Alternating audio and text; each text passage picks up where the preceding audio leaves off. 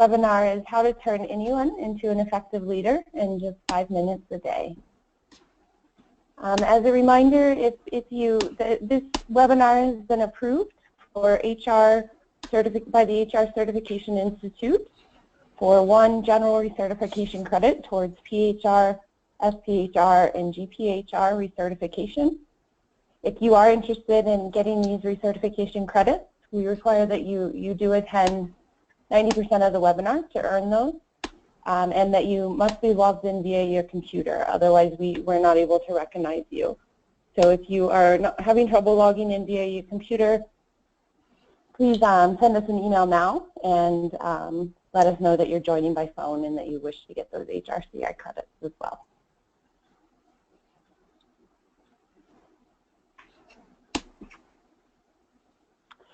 So in terms of some introduction, my name is Kristy Panicle, and I am the Talent Solutions Manager here at Pinsight. And for those that maybe are not familiar with Pinsight, we specialize in virtual assessment centers or virtual simulations for leaders of all levels. We are a global company, so we've been conducting simulations all over the world in over 30 different countries and 8 different languages. And we're pleased with some of our recent awards for the excellence in learning for gaming and simulations within learning and development. We're also excited to have Gerald Ebenezer joining us today. Gerald is the founder and managing director of a strategy execution and leadership development company in Petaling Jaya, Malaysia.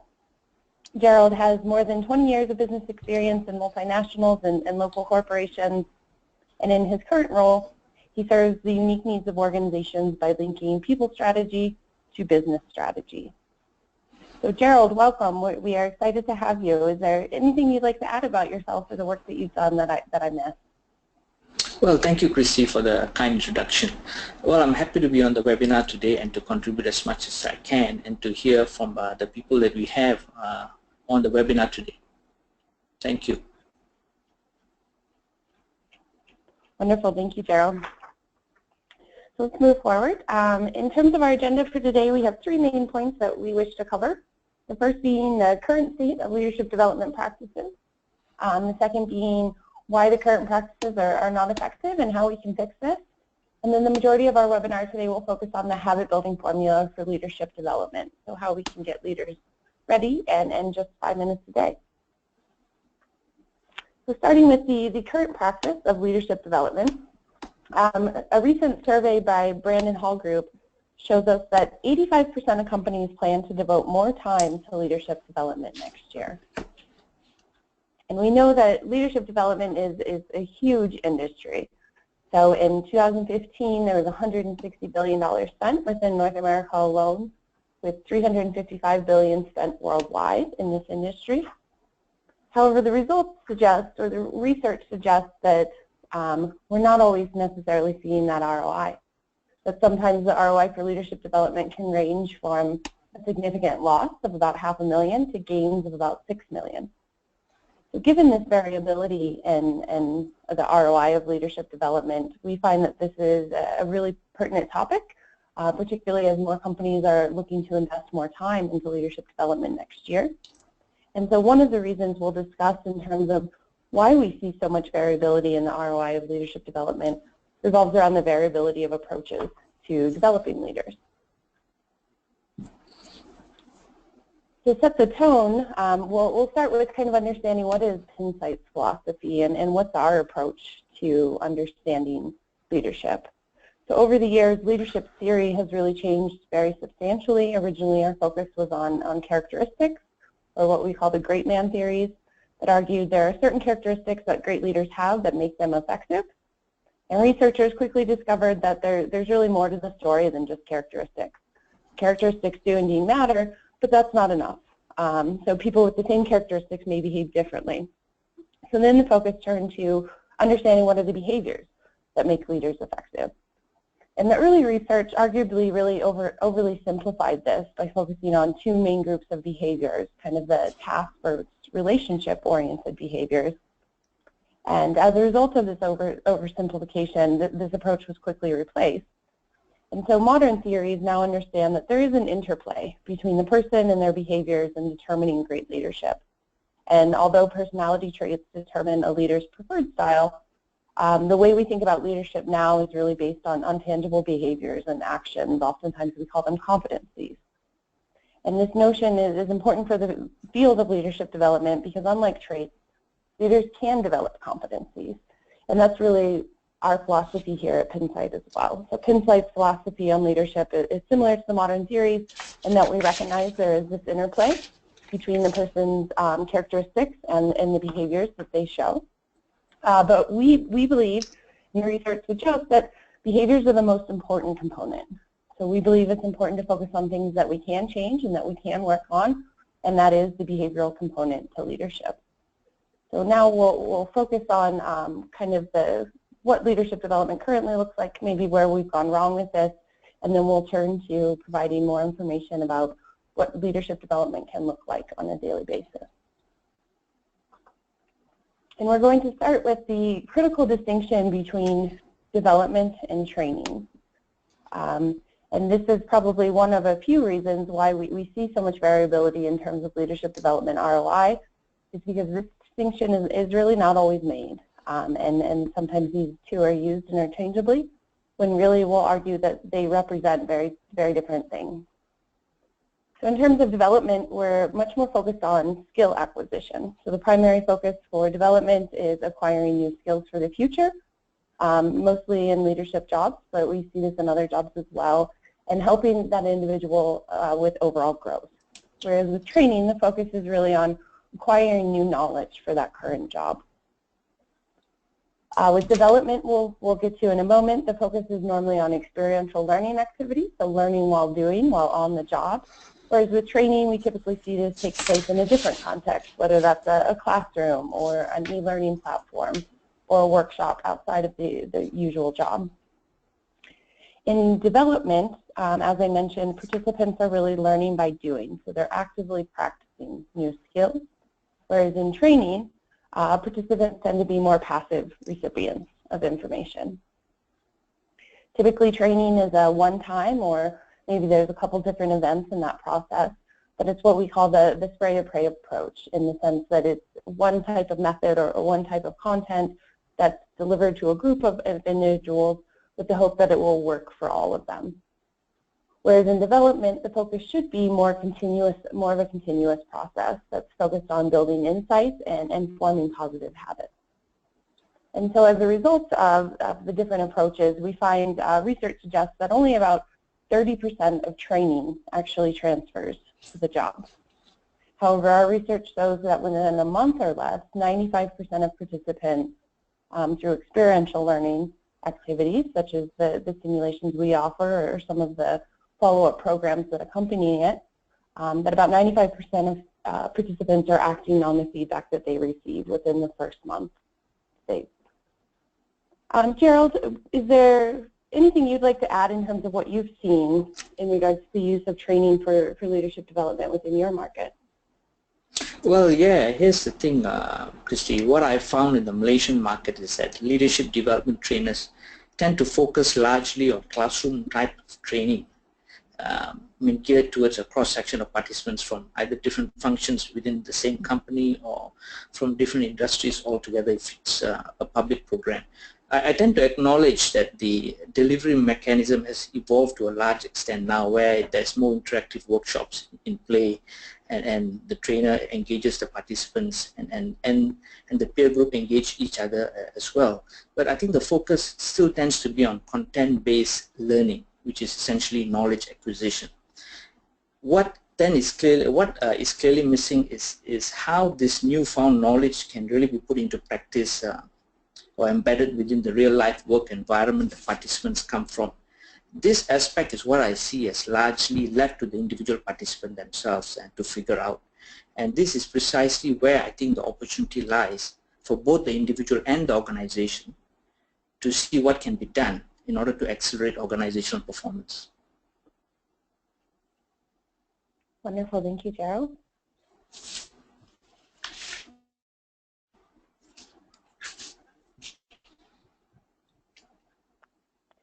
So the 70-20-10 model is really considered to be one of the greatest guidelines in terms of for organizations seeking to maximize the effectiveness of their learning and development programs. And I'll turn it over to Gerald, excuse me, to discuss this model in more depth. Yeah, the 70-20-10 model has been quoted as sort of a reference model that basically describes how adults learn at work. Now, although it has had its fair share of critics, I think, over the recent decades, it's been acknowledged that the vast majority of learning is experiential in nature, which if you were to look at the model itself, 90% of it is experiential in nature. 70% of it comes from hands-on, job-related experiences, typically encompassing challenging work assignments. That's what the research says. And 20% comes from mentoring and coaching type of interactions at work. And put together, that brings the biggest learning to the individual at the workplace. Yeah, I think what is key about this model is, if you were to look at it, is how those three elements actually work together. Yeah, and you need knowledge acquisition, and that needs to be put into the workplace at the right time and in the right context, into challenging work assignments. And at the 20% that you see in the model itself, which talks about interactions with others through either coaching or mentoring programs, it's really the boost or the kicker to really bring the learning to focus and to bring about the accelerated performance that the organization needs to see. So I would look at these three elements actually working together very well, and the key thing being the challenging work assignments, which is the 70% part of it. Excellent, thank you, Gerald. So to make this a bit more concrete, we'll discuss now what does the training typically look like and what does experiential learning typically look like. But I would echo what Gerald has presented in terms of what he's seen in his market, of what we're seeing in our market as well, is that typically the 70-20-10 rule is a little bit skewed, that maybe we have more of a focus on these formal educational events and not enough of a focus on the 70%, the hands-on job-related experiences. So in terms of examples of training largely falls into that 10% category, so the formal educational events. And these are things like lectures, keynote speakers, e-learning. Interactive workshops is the least training-like approach, depending on the degree to which there's still facilitated discussions that are job-related in these workshops. But the key is still that the focus is knowledge acquisition and that this is occurring outside of the job, so that there is that training transfer that has to occur. The individual has to make that leap from how the information learned in this context will relate to the on-the-job performance for them. Whereas with experiential learning, the focus here is really on learning while doing, learning through experiences. And so we have a couple different examples here that we see this in real life. For example, when we're teaching a kid to ride a bike for the first time. Of course, there is a little bit of knowledge acquisition. We're going to teach that kid about what the pedals do, how to accelerate, how to brake. But the majority of the learning occurs when we actually put them on the bike, when we allow them to learn while practicing. And we see this in the medical field as well. And the effectiveness of this approach really comes from the combination of being exposed to new skills and simultaneously using those skills to solve real problems with real risks and real rewards.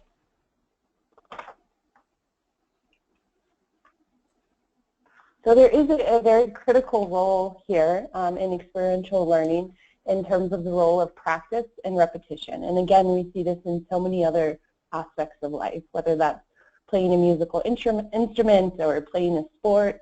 It can even be writing, creativity, or mindfulness. We know that for all of these different areas that it's important to practice and that repetition is key to developing a skill. And these are important components for leadership development as well. So providing not only the experiential learning activities, so the ability to practice on the job, but the ability to do this frequently and with repetition so that that individual can start to build the skill and eventually build this into a habit. So here we have a focus on what is the difference really between skills and habits, and at what point does a skill become a habit. So the first difference between the two revolves primarily around the automaticity of that behavior. So how automatic is it for the individual? Where skills are very deliberate displays of behavior. Skills require conscious thought to display a behavior. Habits become automatic. They're done to the point where it's been done so many times before that it's automatic for that individual. It doesn't necessarily need to be conscious or require those cognitive resources. And I like to think about this as similar to when we first start driving a car. So when we first started developing the skill of driving a car, every action was really deliberate and conscious. We had to think about every time that we wanted to use turn signals, or that we press the gas or press the brake.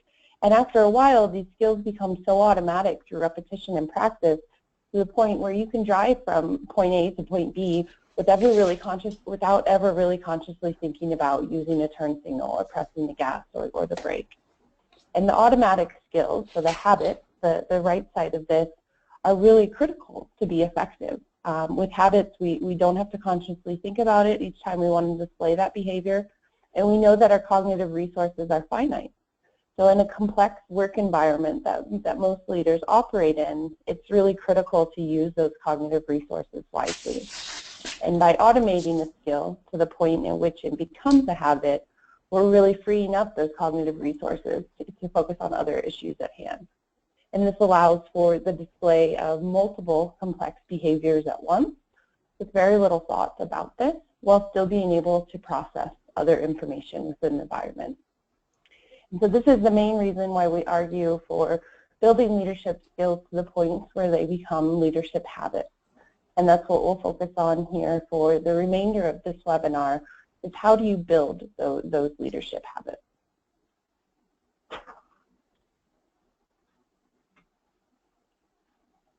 So there's three basic ingredients to building a habit, and this is true for leadership development and other areas as well. And those three basic formula, or those basic ingredients, are the cue, the reward, and the behavior. So we'll talk through each of these, and then we'll provide some examples of what this can look like in leadership development practice. So the cue, this is what triggers us to practice. And ideally, this is something that occurs daily to remind us to practice. So the importance of the cue is that it occurs at the same frequency for which we want the behavior to occur. And the cue is that trigger to remind yourself that behavior needs to occur. So there can be artificial cues. These are cues you impose. For example, a calendar reminder or a reminder of your phone. The artificial cues are not necessarily directly connected to the behavior themselves, but they're a way of triggering that behavior or reminding you to practice that behavior. Whereas the natural cues, these are cues that occur organically that can trigger the behavior. So for example, if we're trying to work on influencing others, we can start with developing a habit of setting an agenda at the beginning of every meeting. And then we could break it down even further. So first we would think about the agenda items ahead of time. What are the most important issues that need to be addressed in this meeting? And then every day we could take time before that meeting agenda, or when the meeting is scheduled, to make this agenda for that meeting. And this would be a natural cue. So the cue here would be anytime that meeting is scheduled, we'll take 5 minutes to draft an agenda for that meeting. The second part of this is the behavior, and of course this is a critical component. This is the action we want to perform that follows the cue. And we'll talk about in one moment the importance of keeping this behavior simple. So we know through the research literature that the more simplified that behavior is, the more likely we are to practice it. Therefore, the more likely we are to repeat that behavior daily and then be able to actually grow that behavior into a habit. And then the last component here is the reward. So this can be an intrinsic reward, or this can be an extrinsic reward. So intrinsic rewards would be something that we find internally gratifying to us. And if we align the behaviors or the skills that we want to develop and turn into a habit with those that are complementary to our personality, so this is where we see the interplay of those natural tendencies, then it's likely that we'll find intrinsic reward in doing that. For example, so if someone is extremely extroverted, developing a skill to influence others will come more naturally to that person as a result of their personality. And as a result of aligning this with the person's natural tendencies, this will be a skill that is likely to be intrinsically rewarding for that person to develop. It will feel good for them to develop this behavior. Whereas if that individual is actually introverted, they might not experience that intrinsic reward to the same degree. It might not be something that comes naturally to them, that naturally feels good to do. So that's when an extrinsic reward would become important. Intrinsic rewards include things like material rewards. It can be praise from others. It can actually be as simple as others just acknowledging this behavior or the ability to discuss this with others.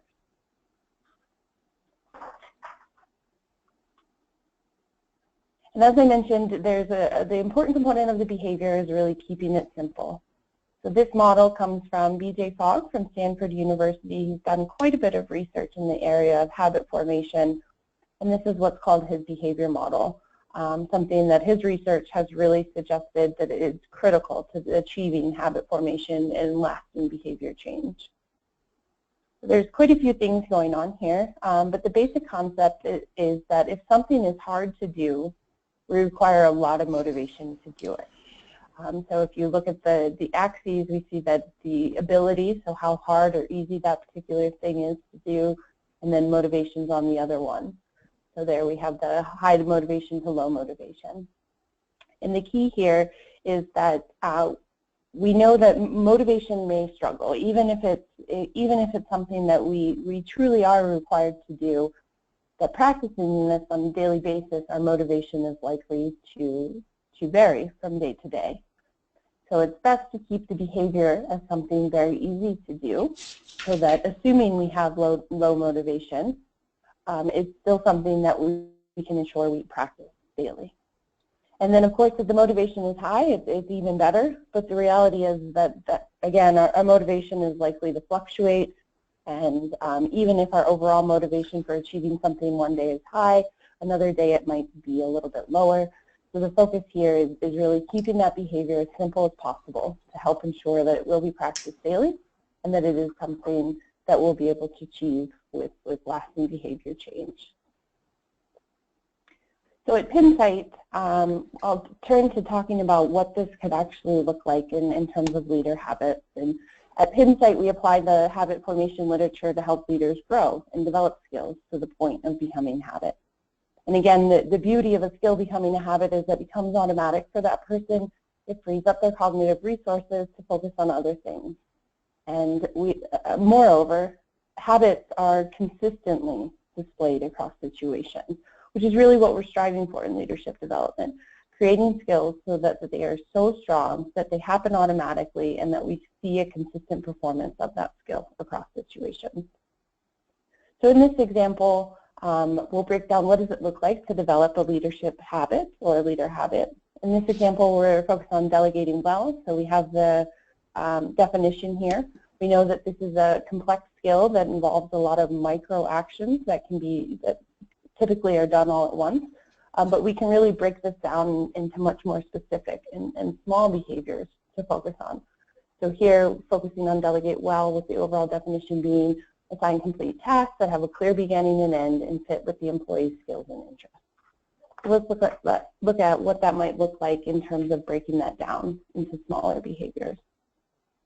So the micro behaviors that go into delegating well, we've identified 4 that are critical for displaying this skill. The first being identifying what and letting the employee determine how. The second is delegating projects that fit with the employee's skills. Likewise, considering the employee's interests when delegating a project. And then finally, agreeing with the employee on deliverables and deadlines.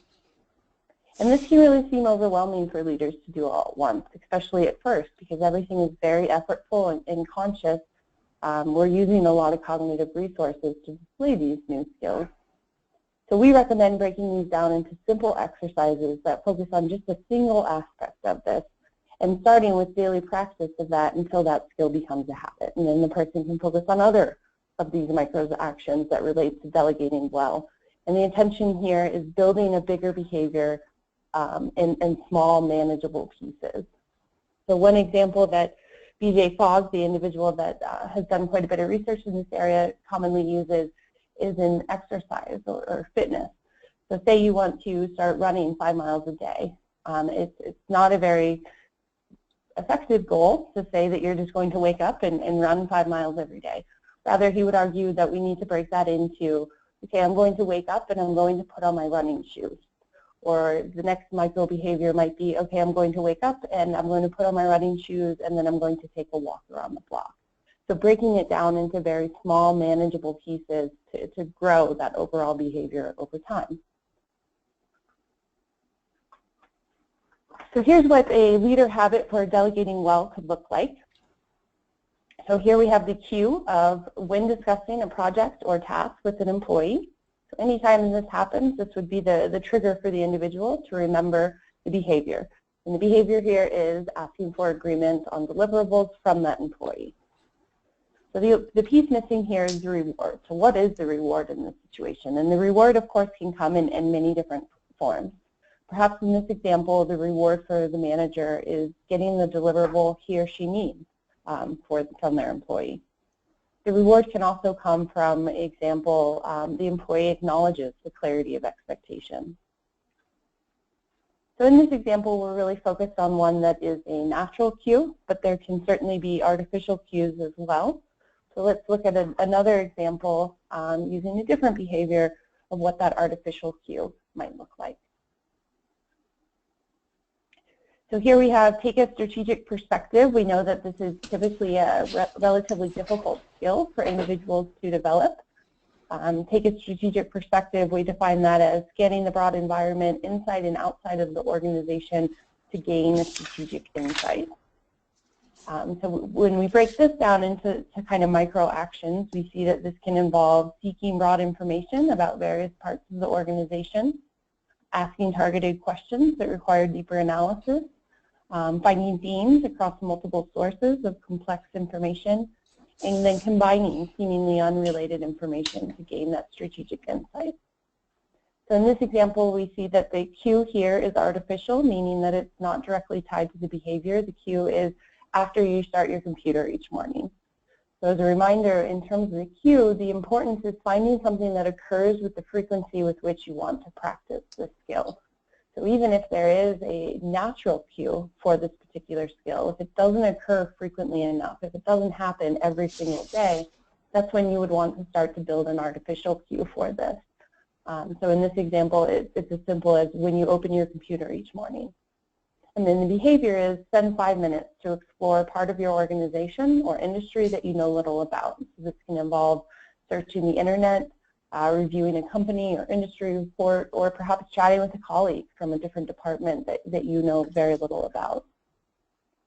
And through these formulas, this is how we would build the leadership habits and the leadership skills to the point at which they become a habit. So to make this a bit more concrete and provide really a real example of how this can be implemented within the context of leadership development, I'll now turn to describing how we've implemented this approach in our solutions for leaders. So first I'll describe really what our simulation process looks like. As I mentioned at the beginning of the webinar, we do specialize in virtual assessment centers or virtual simulations for leaders. And in this 3-hour simulation, participants are immersed in a fictitious organization and they assume the role of a new leader.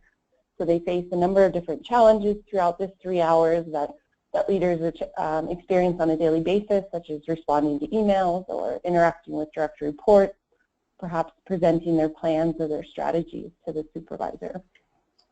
And in this 3 hours, the participants have the opportunity to display a number of different leadership skills through responding to these challenges. And then on the back end, we're recording everything that's done so that once the simulation is over, our team of trained consultants or assessors are able to really observe and evaluate that individual's skills and their behaviors and determine what their strengths are and where their developmental areas lie as well.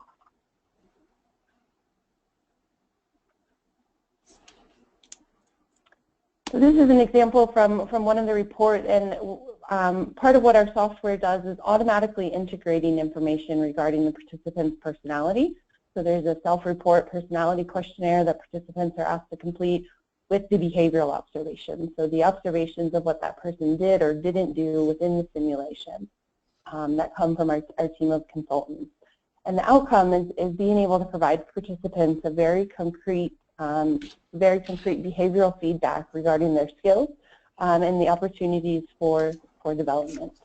And though our focus is always on the skills or the behaviors, personality really helps with building that awareness of skills and behaviors, and also helps in determining what are going to be barriers or hurdles for this person, or what might come more naturally to them given their natural tendencies and their personality.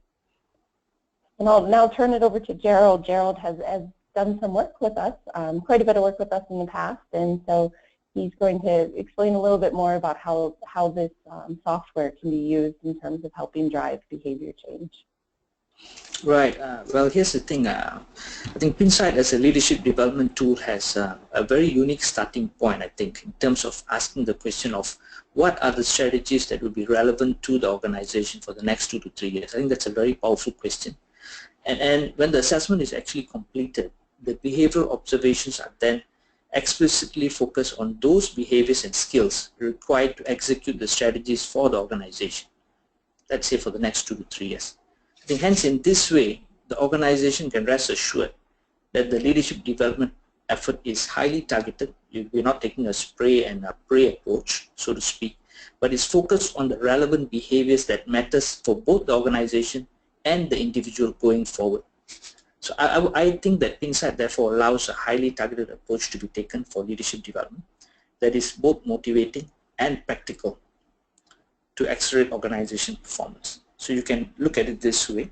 We take a strategic perspective, identify what the relevant behaviors are for the individuals who are key to help the organization move forward, and help those individuals to work on those specific behaviors to make sure we can translate that to business results. So essentially, Pinsight helps to deliver that.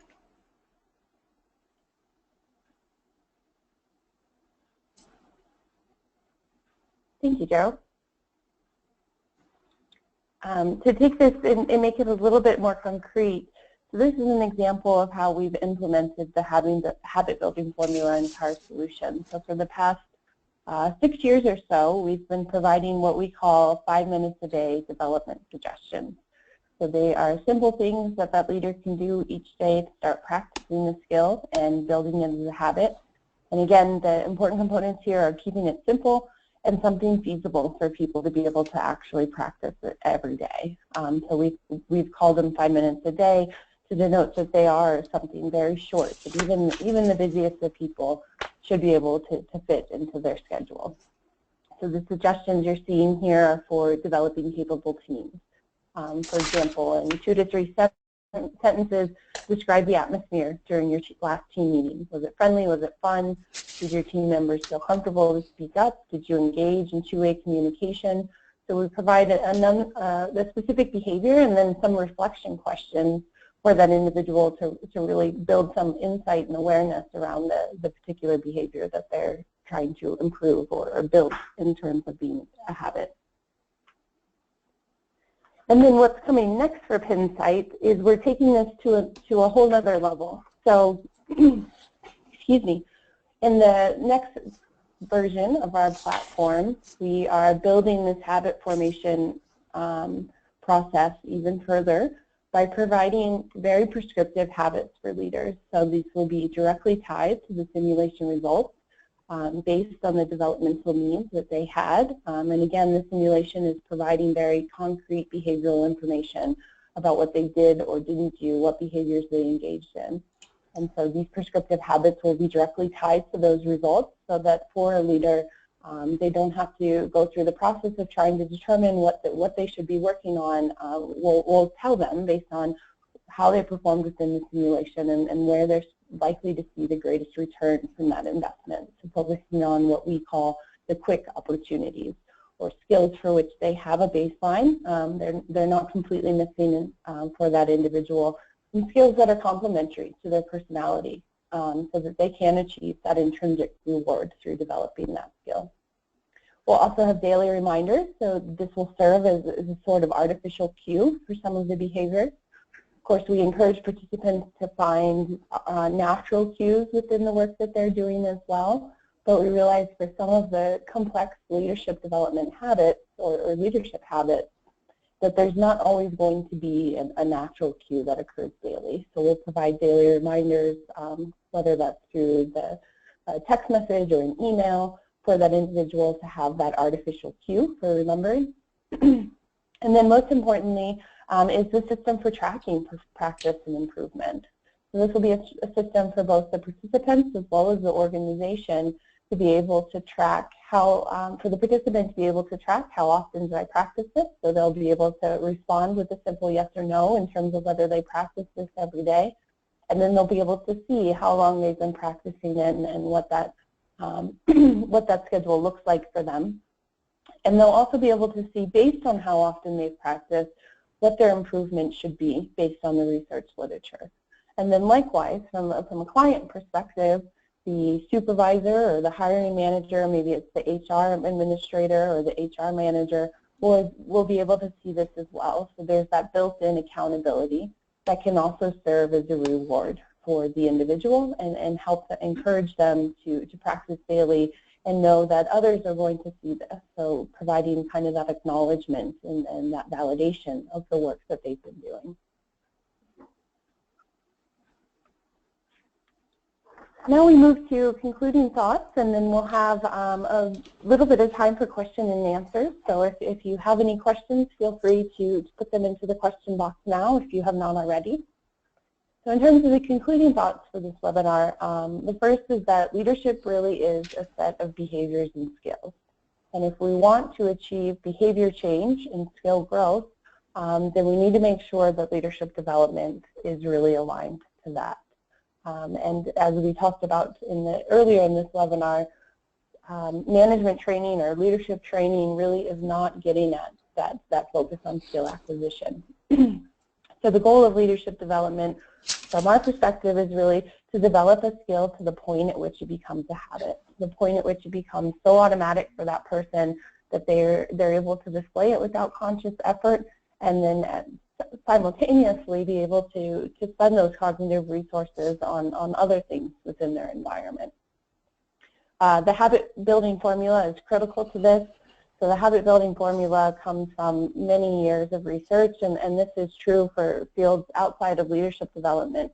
So this cue behavior reward formula is pretty critical. It's absolutely critical to building a habit, but it's true of all walks of life, not just leadership development. What we've done is taken this formula and really applied it to leadership development. And then lastly, it's always starting simple. So making sure that you're starting with a very simple behavior, and if that behavior is more complex, so as we looked at taking a strategic perspective or delegating well, the ability to break that down into smaller behaviors that individual can work on, and helping to build that momentum by starting with skills or behaviors that come naturally to that individual, so that are aligned with their personality, so that it's something that will be easier for them to develop and pick up and practice, and it's something that ideally they'll be able to achieve that intrinsic reward from developing. Gerald, is there anything you'd like to add in terms of concluding thoughts for this webinar? Yeah, Kristy, I think the only thing I would like to add is basically I think businesses need to be able to take a strategic perspective on what leadership development really means for them. And the two key questions to ask is, how is this really tied to business strategy? And the second question would be, I think, what are the key skills and behaviors needed from our employees in order to drive our business strategy going forward? And once we know that, then we can focus our efforts fully on developing those skills and behaviors and to turn that into sustainable habits. I think that's really key. Great, thank you, Gerald. So with that, we will turn it over to time for questions and answers. If you have any questions, please feel free to put them into the question box. I see that we've had a few come in thus far, but please feel free to put them in as we're discussing these initial questions. So in terms of our initial questions, the first question we have is how many behaviors should a person be focusing on at once? This is really a great question, and it does relate to keeping it simple. Our recommendation would be focusing on just 2 to 3 critical behaviors at any given time. So we find that anything more than 3, arguably 2 is really best, but anything more than 3, it becomes difficult to find those cues every day and to be able to find the time for practicing that every day. And as a reminder, when the practice is occurring, it's still a very conscious and effortful process for that individual. So anything more than 2 behaviors at once or perhaps 3 is going to be something that's very cognitively demanding for that individual. And it has to be easy. It has to be something that is simple for that person to do in order to keep that momentum and to keep the daily practice occurring. So that's why we recommend focusing on just 2 to 3 behaviors at once. The next question is how long do you practice the behavior? So this is also a great question. The research suggests that basic skills become habits after about 66 days of daily practice. So that's kind of the starting point, is planning on about 66 days. We round that up to account for 100 days in the notion that it might not be done every single day. But really, how long you practice is unique to that individual. So it's partially having that awareness of at what point does this skill really become automatic for me? At what point do I feel like I'm not displaying or I'm not putting in a lot of conscious effort to display this? So it also requires some insight and reflection on the participant in terms of how long it's taking for them. And certainly there's things that can be done to speed up this process. So we have the daily practice. We found that coaching is a really nice complement to daily practice. So providing someone the opportunity to really reflect on that process through a coaching session. Gerald, is there anything you'd want to add in terms of the role coaching can play in this process? Yeah, I think it's a very powerful role that coaching plays in our day-to-day work life. And I've seen that actually being practiced in many organizations that I work with. I'm a coach myself. And I think this is where you would find that there's an opportunity to even accelerate the development of the skills much faster if coaching were to be put into play. I think the simple fact is that the level of awareness gets heightened, and at times there are certain underlying beliefs or issues that participants may need to address. I think this is where coaching has a big role to play in helping the participants sort of break through those barriers and to sort of overcome some of the challenges that they might be facing in terms of practicing the behaviors itself. So coaching has got a huge role to play, and I think organizations, if they can invest time and money in this, they should go ahead and do it. Great, thank you, Gerald. So getting back to that 70-20-10 model, arguably coaching, at least receiving coaching as a coachee, would fall into that 20%, so interactions with others. But as Gerald mentioned and as I mentioned, we found that this is really a nice complement for facilitating the insight and the awareness of that skill. So in our next platform, we'll take this a step further to be able to provide participants the opportunity for reflecting on the practice that they're doing and the opportunity to interact with a coach to talk about that process and help them build greater awareness through that process and help them address maybe any challenges or barriers that they're facing. Let's see, the next question that came in is, are some skills too complex to follow this formula? And that is a really good question. I would say in our practice, what we found is that there are not skills that are too complex to break into this formula, that sometimes it requires a lot more effort in terms of really thinking deeply about the particular skill and how this can be broken into micro actions and smaller behaviors that can then be practiced every single day. And that process requires a little bit of finesse in terms of making sure that it's something that will be practical and feasible for leaders to practice every day. But I would say that for all of the skills that we assess within our leadership simulations, we've been able to successfully break those down into micro actions. So I don't think there are skills that are too complex. I think it really just, some skills are going to take more time and effort in terms of identifying what are those micro actions and what might the natural cues be for an individual on any given day. But I don't think there's any skills that are too complex to follow this formula for. And it looks like that is all the questions we have at this time.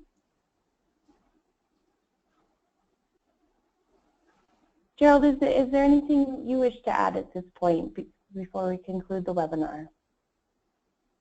Yeah, I think the only thing I would like to add here is basically to look at the 70-20 model as a complete piece that needs to sort of work together. I think at times that we will find that individuals they need certain knowledge to be plugged, an area that they need to work on, and that needs to come in as well, and that needs to be put into play into the right work situation.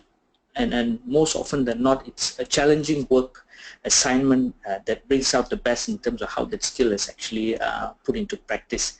And coaching, I think, plays a huge role in sort of accelerating the development of those behaviors and skills. So focus on 70-20-10, see how you can make it work for your organization, and ensure that leadership development is all about being experiential in nature for the individual. I think that's what I would want to say, Kristy. Great, thank you, Gerald, for that addition. And then on this last screen, I will provide you with our contact information. So we want to thank you for joining the webinar today on how to turn anybody into an effective leader in just 5 minutes a day. Here you'll see both my contact information at Pinsight and Gerald's contact information as well. If you have any questions that were not addressed throughout this webinar or that you think of after the webinar has ended, please feel free to reach out to either of us, and we'd be happy to help address any questions that you have. So thank you again for attending the webinar, and we hope you have a wonderful rest of your day. Thank you, Kristy. Thank you, everyone.